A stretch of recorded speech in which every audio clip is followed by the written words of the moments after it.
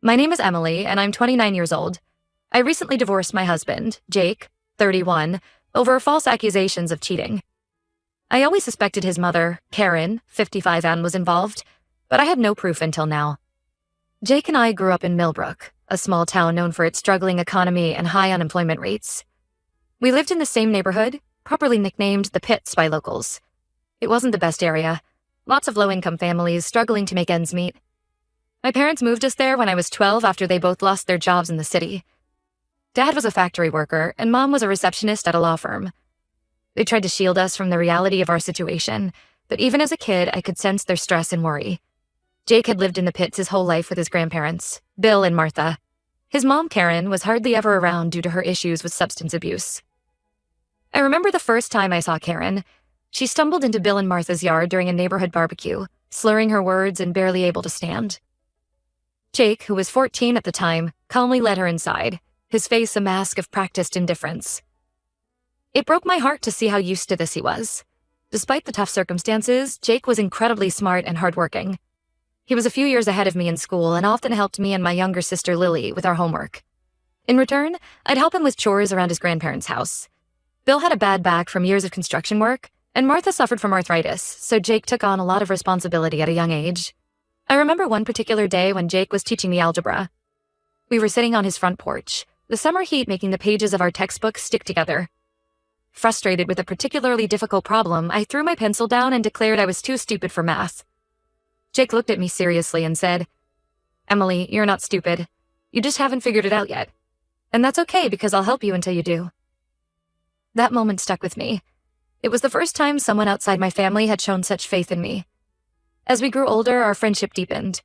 We'd spend hours talking about our dreams and fears. Jake wanted to start his own business someday, to prove to everyone in the Pits that it was possible to make it out. I dreamed of becoming a teacher, inspired by the patience Jake had shown me. When Jake graduated high school, he got a scholarship to a good college in the city. His grandparents scraped together what they could to help with expenses, selling their old car and taking on extra shifts at their jobs. Karen, unsurprisingly, didn't contribute at all. She didn't even show up to his graduation. I remember holding Jake's hand as he watched other parents congratulating their kids, his jaw clenched tightly. Jake and I tried to maintain a long-distance relationship when he left for college. We'd talk on the phone every night at first, sharing stories about our days. But over time, the calls became less frequent. Jake was busy with his studies and part-time job, and I was focused on finishing high school and helping my parents, who were still struggling financially. Then, one day, I got a text from Jake. It was brief and to the point. He thought it was best if we broke up. He said the distance was too hard and he needed to focus on his future. I was devastated. I tried calling him, but he didn't pick up. For weeks, I cried myself to sleep, feeling like I'd lost not just my boyfriend, but my best friend. Years passed, and I didn't hear much from Jake. I focused on my studies, got into a decent college in our state, and started working towards my teaching degree. I dated a few guys, but nothing serious. A part of me always compared them to Jake, and they always fell short. Then, out of the blue, I saw Jake's name on the guest list for a talk at my college. He had become a successful entrepreneur, and I was assigned to moderate the session. When I saw him walk into the auditorium, my heart skipped a beat. He looked different, more polished, confident. But when he smiled at me, I saw the same Jake I'd known all those years ago. After the talk, we went for coffee to catch up. Jake told me about his journey, how he'd worked hard, started his own tech company, and even reconnected with his mom.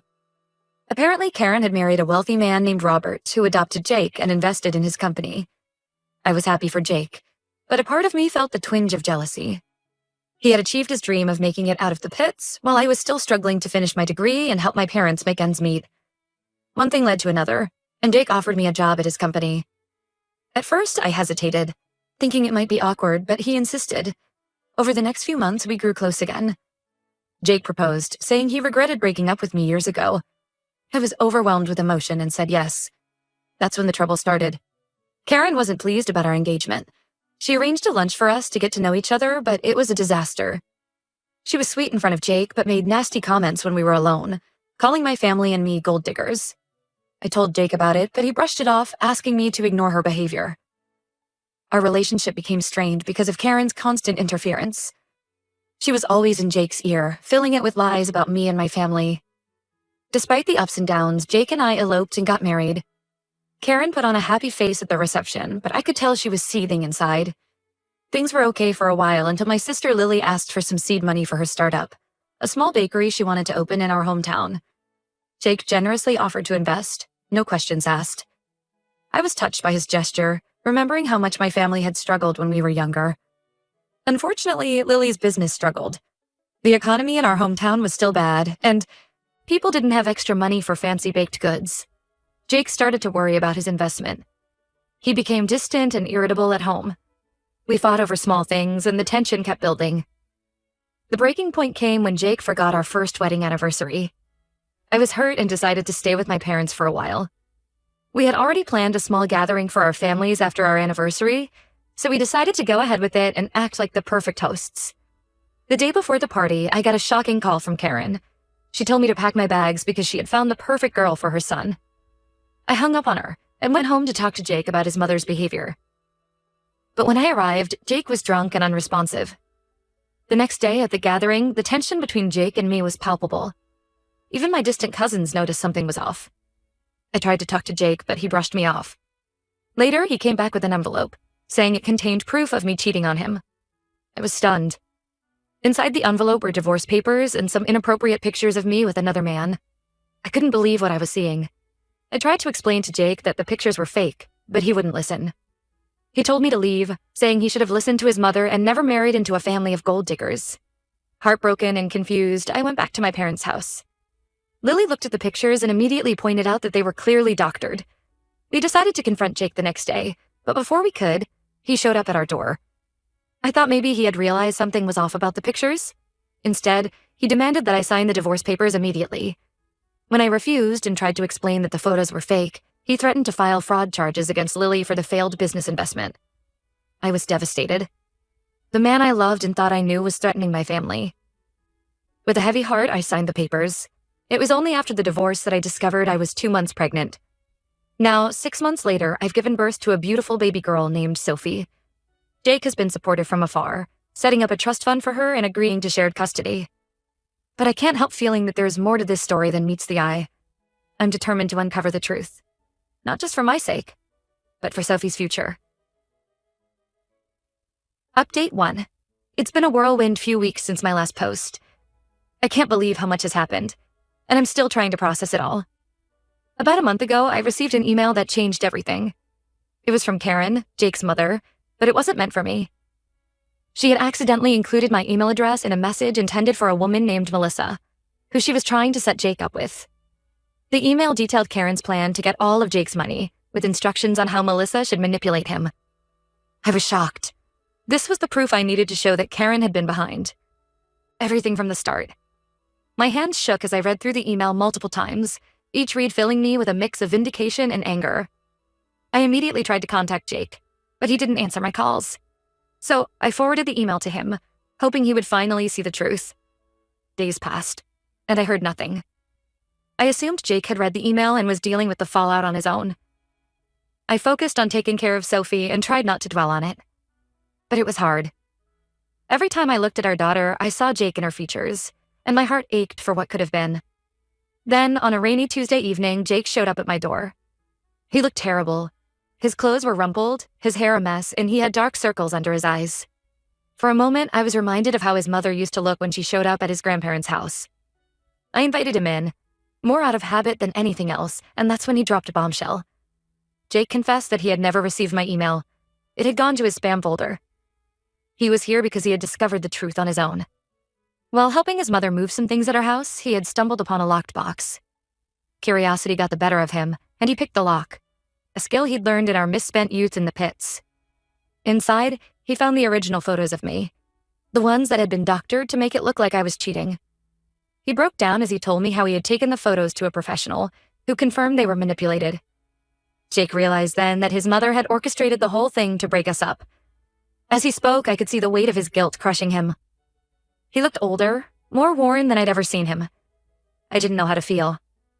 On one hand, I was relieved that Jake finally knew the truth. On the other, I was angry that it had taken him this long to believe me. I told him about the email I had forwarded, and he checked his spam folder right there in front of me. The color drained from his face as he read it. We spent hours talking that night. Jake apologized profusely for not believing me, for letting his mother come between us, for threatening my sister. He told me he had broken off his engagement to Melissa. He had never really wanted to marry her anyway. It had all been his mother's idea. As Jake spoke, memories flooded back. I remembered the day he'd taught me algebra on his porch, the nights we'd spent dreaming of a better future, the moment he'd proposed. But I also remembered the pain of our breakup, the humiliation of being accused of cheating, the fear when he threatened my family. I listened to everything Jake had to say, but I made it clear that his apology didn't magically fix everything. The trust between us was broken, and it would take more than words to repair it. Jake nodded, understanding in his eyes. He told me he was willing to do whatever it took to make things right. Before he left, Jake asked if there was any chance for us to reconcile. I told him I needed time to think. The wounds were still fresh, and I had Sophie to consider now. Jake respected my decision and left, but not before asking if he could see Sophie. I agreed, and watching him hold our daughter for the first time in months brought tears to my eyes. After Jake left, I called Lily to fill her in on everything that had happened. She was furious on my behalf, but also relieved that the truth had finally come out. We spent a long time discussing what I should do next. Lily, always the protective sister, warned me against rushing back into a relationship with Jake. But she also reminded me of how happy we had been before Karen's interference. I'm still not sure what the future holds for Jake and me. Part of me wants to give him another chance. We have a long history together, and he is Sophie's father. But another part of me is scared of being hurt again. Can I ever truly trust him after what happened? For now, I'm focusing on being the best mother I can be to Sophie. Jake and I have agreed to be civil for her sake, and we're working on a co-parenting schedule that works for both of us. It's strange navigating this new dynamic with Jake. Sometimes when he comes to pick up Sophie, I catch glimpses of the boy I fell in love with all those years ago. But then I remember everything that's happened, and I feel the walls I've built around my heart strengthening. As for Karen, Jake told me he's cut off all contact with her. He's in the process of undoing the financial entanglements she had manipulated him into. It's a messy situation, and I'm glad I'm not directly involved in it. But I can't help wondering about Karen's motivations. Was it really just about money? Or was there something deeper? Some twisted need for control over her son's life? I'm taking things one day at a time. My priority is creating a stable, loving environment for Sophie. Whatever happens between Jake and me, I want her to know that both her parents love her unconditionally. I'll update again when I have more news. For now, I'm trying to focus on the positive changes in my life. I've started a new job at a local school, fulfilling my old dream of becoming a teacher. It's challenging, especially with a baby, but it's also incredibly rewarding. And every day when I look into Sophie's eyes, I'm reminded of the strength I've found through all of this. Thank you all for your support and advice. It means more than you know. Update 2. It's been a few months since my last update, and a lot has changed. I'm still trying to wrap my head around everything that's happened.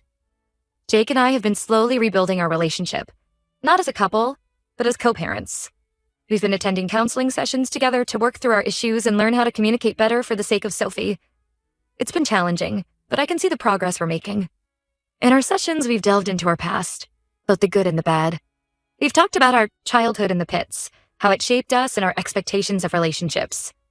Jake opened up about his feelings of abandonment from his mother and how that affected his ability to trust.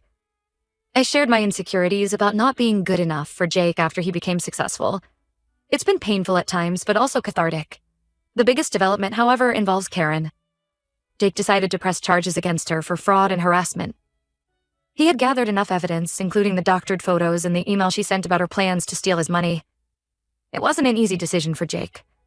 Despite everything, Karen was still his mother. I remember the night he made the decision. We were sitting on my porch after he had dropped Sophie off, reminiscent of our teenage years. Jake looked at me, his eyes filled with a mix of determination and sadness, and said, "I have to do this. Not just for us, but for Sophie. I don't want her growing up thinking this kind of behavior is okay." When Karen was confronted with the charges, she didn't react the way we expected. Instead of denying everything or trying to manipulate the situation, she broke down completely. It turns out that she's been struggling with severe mental health issues for years, exacerbated by her substance abuse problems. Jake's stepfather, Robert, who had been in the dark about most of Karen's schemes, was devastated. He's filed for divorce, but has agreed to help pay for Karen's treatment at a specialized facility. It's a complicated situation, and I have mixed feelings about it all. On one hand, I'm angry at Karen for everything she put me through, The false accusations, the manipulation, the pain she caused our family. But on the other hand, I can't help but feel a twinge of pity for her. Mental illness is a serious issue, and it's clear that she needs help. I remember Karen from my childhood, a woman who was more often absent than present in her son's life. I wonder now if her issues stem from that time, or even earlier. Jake is struggling with his own conflicting emotions. He's angry and hurt by his mother's actions, but he also feels guilty for not recognizing her issues sooner. He's been seeing a therapist to work through his feelings, which I think is a positive step. Sometimes after his sessions, he'll call me and we'll talk for hours. It reminds me of our late-night conversations when we were younger, dreaming of a better future. As for me, I'm focusing on moving forward. I've started a new job that I love, teaching at a local elementary school. It's challenging, especially balancing work with caring for Sophie, but it's incredibly rewarding. I see a bit of myself in some of my students, especially those from struggling families. I try to be for them what Jake was for me all those years ago, a source of encouragement and support. I'm also enjoying watching Sophie grow and develop her own personality. She's the light of my life, and seeing Jake interact with her always brings a smile to my face, despite our complicated history. Sophie has Jake's eyes and my smile, and sometimes when I look at her, I'm struck by how much she represents the best of both of us. Jake and I have had some long, honest conversations about our past and our future. We both acknowledge that we still have feelings for each other, but we're not rushing into anything. We're taking it slow, focusing on being good parents and healing from the trauma we've been through. Last week, Jake suggested we take Sophie to the park together. As we watched her toddle around the playground, Jake turned to me and said, "I'm sorry for everything, Emily. I should have trusted you. I should have been stronger." I didn't say anything, just squeezed his hand. It wasn't forgiveness, not yet, but it was a start. I don't know what the future holds for us, but I'm cautiously optimistic. If nothing else, this whole ordeal has taught me the importance of trust, communication, and standing up for myself. I'm not the same person I was when this all started, and in many ways, I'm stronger for it. Lily's bakery is slowly starting to pick up. Jake has been helping her with the business side of things, partly out of guilt for threatening her before, and partly because I think he genuinely wants to help. It's nice to see them getting along, a small piece of normalcy in our complicated situation. As for Karen, she's still in treatment. Jake visits her occasionally, always coming back looking drained, but a little more at peace each time. I haven't seen her myself. I'm not ready for that yet. But Jake keeps me updated, and I appreciate his honesty about the situation. I'll update again if there are any major developments. For now, I'm taking things one day at a time, focusing on being the best mother and teacher I can be. Thank you all for your continued support and advice. It's been a long, difficult journey, but I finally feel like I'm on the right path. Update 3. It's been almost a year since this whole ordeal began, and I wanted to give you all a final update on the situation. Karen has been in treatment for the past 6 months. According to Jake, who's been in limited contact with her doctors, she's making progress, but still has a long way to go. Jake's stepfather, Robert, went through with the divorce, but he's been supportive of Karen's treatment, which I think speaks volumes about his character. Jake has been visiting Karen more regularly. He often comes to my place afterward, emotionally drained but determined to maintain the relationship. Last month, he brought Sophie to see Karen for the first time since all this happened. It was a supervised visit, and Jake said it went as well as could be expected. Karen cried when she saw Sophie, apologizing over and over. Jake said it was hard to watch, but he felt it was necessary for both Karen and Sophie. As for Jake and me, we've continued to work on our relationship as co-parents. The counseling sessions have been incredibly helpful, and we've learned a lot about healthy communication and setting boundaries. We're in a much better place now than we were a year ago. However, we've decided not to pursue a romantic relationship, at least for now. While we both still care for each other deeply, we've realized that too much has happened for us to simply go back to what we had before. We're focusing on being the best parents we can be to Sophie, who's growing up so fast and bringing us joy every day. Jake has thrown himself into his work, but in a healthier way than before. He's implemented better work-life balance practices in his company and has been spending more quality time with Sophie. It's been wonderful to see him grow as a father. He often comes over for dinner, and we spend time together as a family. It's not the life I imagined, but it's becoming a new normal that I'm growing to appreciate. As for me, I've been promoted to lead teacher at my school. I'm loving the new challenges it brings, especially working with at-risk students. I've even started a mentoring program, inspired by my own experiences growing up in the pits. It's been incredibly rewarding to see these kids start to believe in themselves and their futures. I've also started dating again, taking it slow and being very cautious about who I introduce to Sophie's life. It's been refreshing to meet new people and remember that there's a whole world out there beyond the drama I've been through. Jake has been supportive, which I appreciate. We've agreed to be open with each other about our dating lives, especially when it might affect Sophie. Lily's Bakery is finally turning a profit. Jake's business advice and a small loan from his company really turned things around. She's even talking about opening a second location. It's been amazing to see her dream come to life, and I'm incredibly proud of her perseverance. Sophie is thriving. She's a happy, curious toddler who loves both her parents. Jake and I make sure to never speak negatively about each other or about Karen in front of her. We want her to form her own opinions as she grows older. She started preschool recently, and it's been a joy to watch her make friends and learn new things. Looking back, I can hardly believe everything that's happened. It's been a painful, difficult journey, but I've learned so much about myself, about resilience, and about the importance of trusting my instincts. I'm proud of how far I've come, and I'm excited about what the future holds. There are still tough days.